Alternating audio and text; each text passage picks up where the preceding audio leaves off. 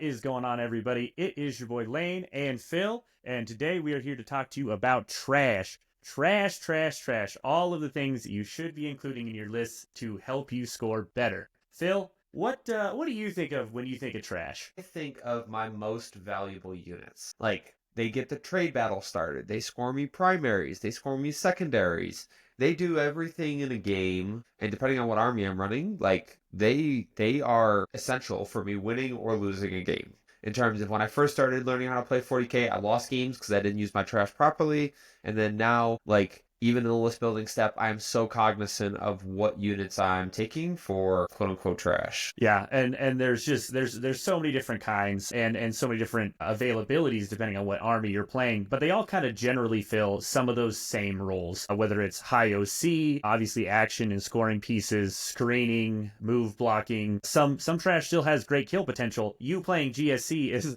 probably one of the best examples of just hyper cheap units that are insanely efficient. Yeah, for sure. Gene Stealer Cult do have a plethora of trash that is super efficient too. Not on the defensive side, but definitely on the offensive side where I can punch up into a lot of things. The majority of stuff has grenades. My Flamer Acolytes with reroll wounds if you're on an objective. It's just really good. It's just really good. So overall, depending on the army I'm running, I'm blessed for choice, and Gene Stealer Cult is definitely been what I've been running consistently. Yeah, that is very true. When it comes to guard, I don't have quite the killy trash to choose from, but thankfully all of our orders I think just really help when it comes to having that additional flexibility. Whether I need to go move block something, give them +3 to move, yeet them on out there, just really get in the way. It can be super helpful.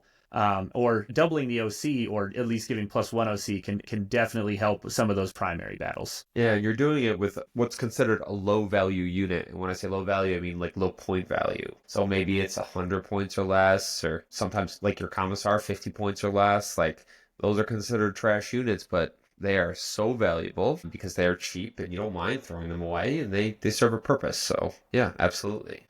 Yeah, and I think that's really one of the things that you were kind of talking about, the most valuable units that you're going to put on the board. It's the units that you're using turns 1 through 3 that really kind of dictate how your game's going to go. And the more efficiently you can use some of those trash units to really either start the trade game, do your scoring, but not to lose those is so valuable. Yeah.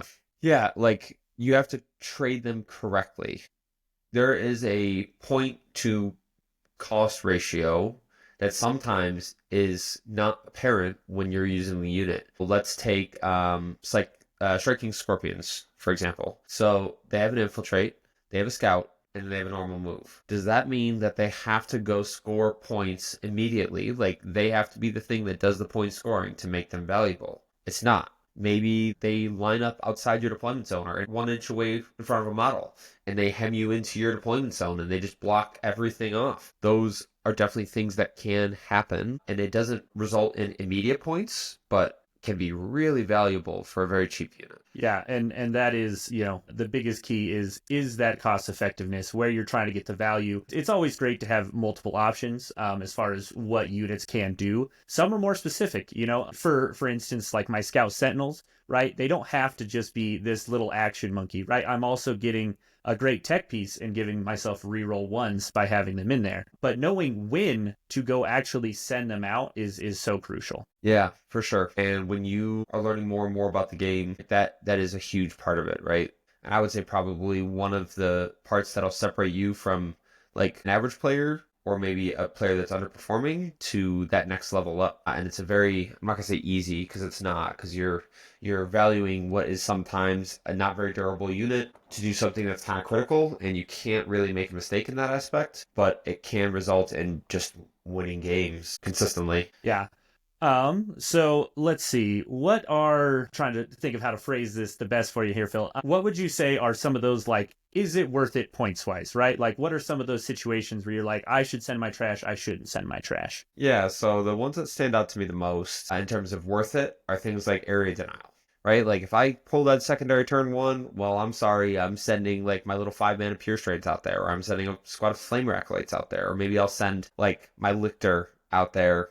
Because for me, that is not necessarily trash, but it is a cheap unit, a cheap scoring unit, and I can go get area denial. I can push for locusts. Engaging off fronts is another one where you almost always are going to be giving up whatever it is that you put out there for engage. I value that highly. I'm sending the unit out there to get third for engage. If I get behind enemy lines with a unit, I'm going to send it out there because that is points for me. And I desperately, will need that to win the game. So over and over, I find that to be incredibly efficient in terms of how we score and, consistently throughout a game. Yeah. I don't put a number cap on it because that's pretty tough because every game situation is different. But I would say, depending on the amount of units you're actually running, that is what's going to make the decision for how you get rid of your trash. So, my Gene Stealer cult, I'm running a lot of 5-man MSUs, right? So over and over again, I'm running a lot of units. So I don't mind trading for 2 points, for 3 points. Obviously for 4 or 5, I'm doing that every day of the week, right? If I can send a unit of gargoyles and deny you primary for a round, I'm gonna do that. Like, I don't mind giving up 85 points of gargoyles to deny you 5 primary. In a close game, that's the difference between winning and losing. It's the same for all of those secondaries, doing actions and things like that. I'm almost willing to sacrifice everything. But then if we look on the other side of it, so let's take, for example, my Custodes. I'm only usually running, depending on the detachment, 1, 2, max 3 squads of sisters. Anything over that, I usually don't run, depending on the detachment. But that is not super mobile trash. It doesn't have the capabilities to advance a charge or get around the board. It's kind of there doing its thing. In Solar Spearhead, my quote-unquote trash is like Venerable Contemptor Dreadnoughts. They're the ones going out on actions and doing things. Now, that trade I evaluate a lot higher, right? Do I want to put my Venerable Contemptor out there to score 2 points for engage on all fronts or something like that? No, probably not. I probably will not do that. But the problem is, then you have to find a opportunity to make those points up in another part of the game, whether it be denying your opponent points or scoring more primary or whatever the case is. You cannot just give up points just for the sake of giving it up. You are going to have to make those points up elsewhere or deny points from your opponent elsewhere, or a combination of both. Yeah. I 100% agree. And one of the main examples I've noticed in some of my games, especially with newer players, is it's not quite the misuse of trash, but it's just maybe not the right priority, right? Like, we'll say if they were running guard and they have a 10-man guard squad, they could have, they drew established locus and they have a unit just kind of right there towards the midboard. They could have gone and denied a primary objective and went and stood on there, but instead they go to the middle and they do establish locus for 2 instead of denying 5. And I think that's one of those things is really understanding the ways you can get those points and how you can maximize that point difference. Because even though you might not be scoring 2 for yourself, you're still gaining 3 points by denying them 5 is a great way to look at it. Yes. Denying points, super important. Scoring points, super important. And that cost risk analysis, you're absolutely right, is very easy to make mistakes on. There's also people that are too hesitant around giving up units. Like, they're just like, I don't want to give up these things. I want this for the end game or whatever the case is. I'm not saying that's wrong, but at the end of the day, you need points to win. So if you're not willing to sacrifice a unit for points, depending on the unit, you're going to be in a very tough spot. You're going to have to find other ways to win the game. But that comes down to from the second you build your army to before you even put it on the board, right? Like, what decisions are you making with your list and what game plan do you have ready to go for those units? And that's tough for some people. Yeah, I would definitely agree. Those units, as I mentioned before, right? Those first 3 turns, how you kind of are progressing the game and really maximizing your trades and really getting a good board state. It comes down to these units we're talking about right here, and really working on that is what leads to a higher level of play for sure. Yeah. And trash does other things, right? Like, we talk about, like, as you were saying, we can go out and deny primaries with it. We can deny secondaries with it. But there's a second order effect that happens when we do something, right? That initiates whatever the trade is going to happen. So let's say, for example, we'll use the area denial example. I move out and I push a unit out there to get area deny. With the layouts for GW in the United States and pretty much everywhere, that objective is open. There are firing lanes into that objective. They are very easy to get access to. So when I am putting that unit out there, unless it's like incredibly tough or maybe it's got lone op or something else or some other defensive ability, my expectation is that it's going to die. But that is what begins the trade between you and your opponent. So let's say I put something out there, do an action, try to score primaries. They put something out there and to do an action and kill the unit so I don't get primaries. And now we're going back and forth trying to flip that objective back and forth.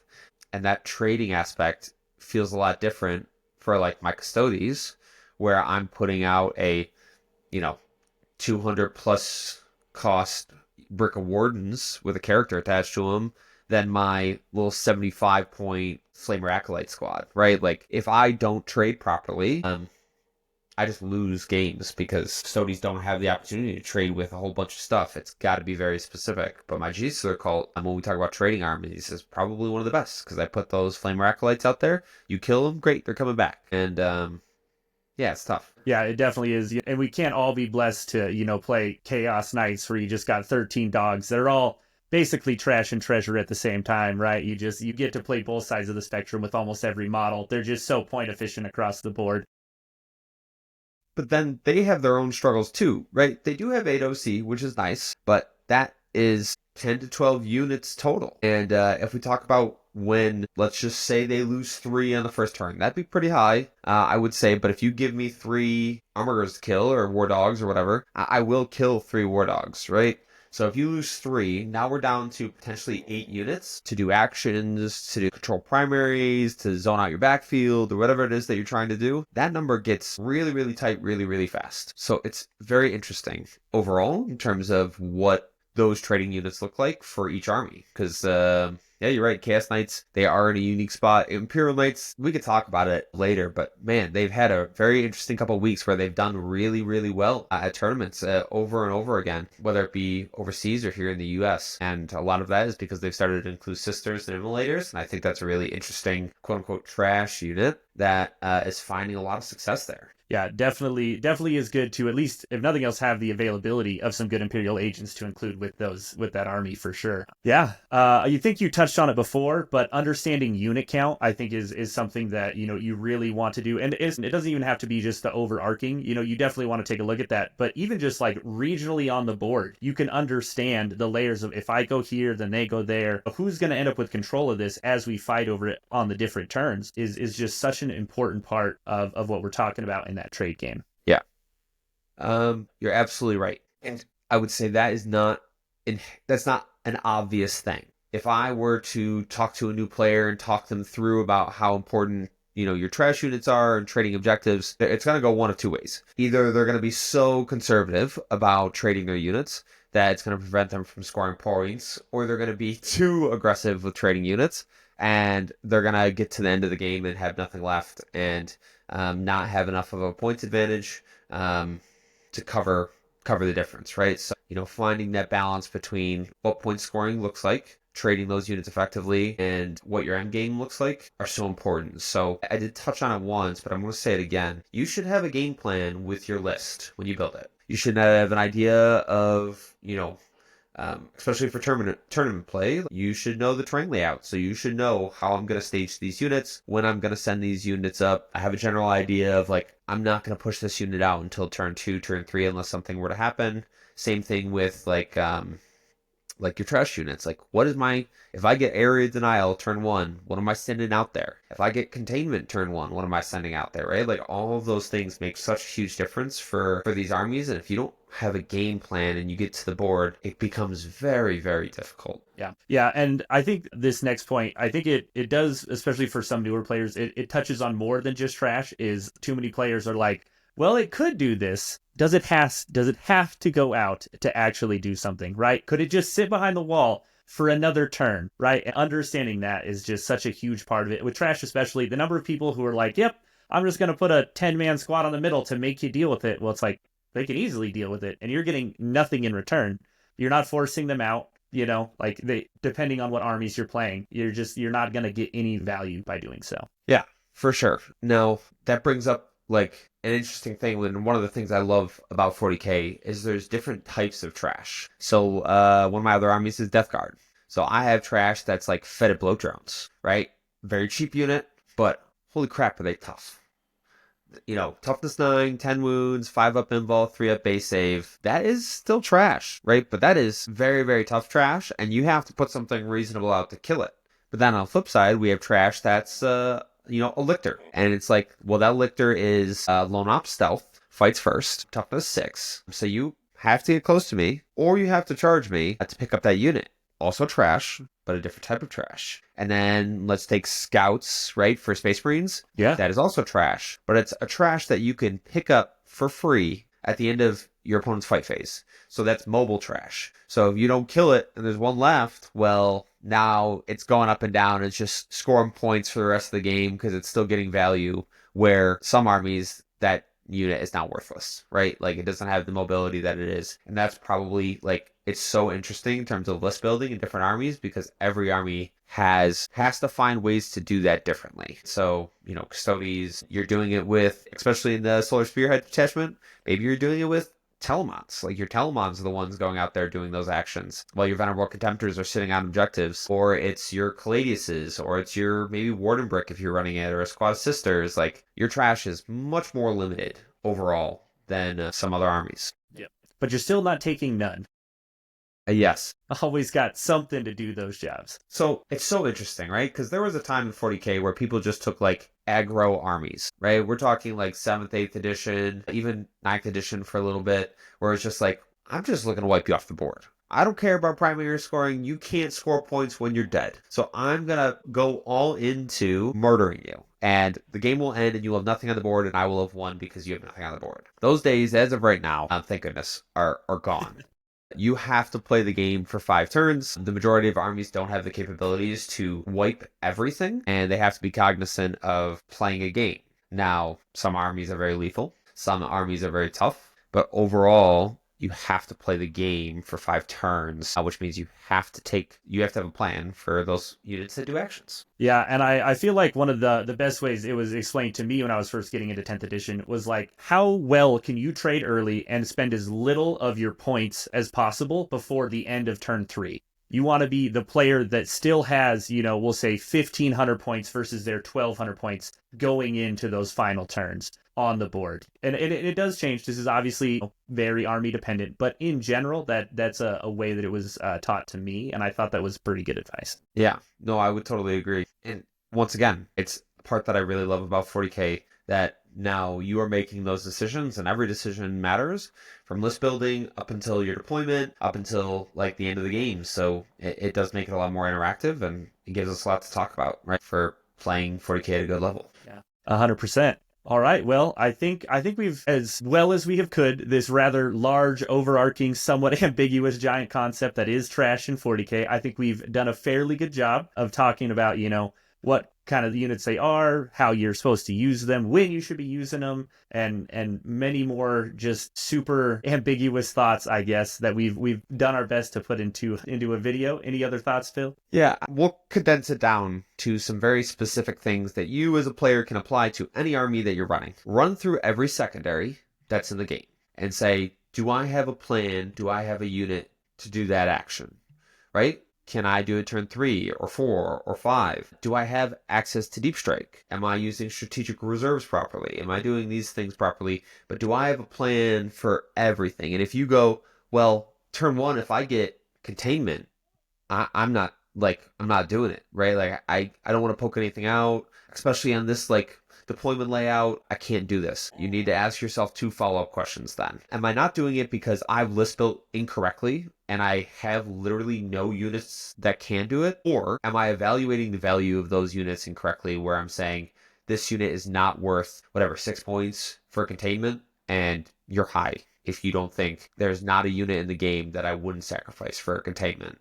Like 6 points, like that with primary, that's a lot. That's so much, and there's probably not a unit in the game that I wouldn't sacrifice. So in terms of how you evaluate and plan for those things, if you don't have a plan before you get to the board, I would strongly recommend it. Just go through all the secondaries and say, do I have a plan for each one of these with a list that I've built right now? That's take a look at deployments, because there's some deployments that aren't necessarily very easy to get to the center, especially if you don't have a super mobile army. You don't want to give up those points. That would be bad. Throw a little scout, little infiltrate in there. You'll find what you need. Correct. And most codexes have it. Correct. Absolutely. Awesome. Well, that'll wrap it up. And hopefully you guys will now treasure your trash to their fullest value. And we will see you guys next time. Don't forget, victory is a given, it's forged. Thanks, guys. Bye.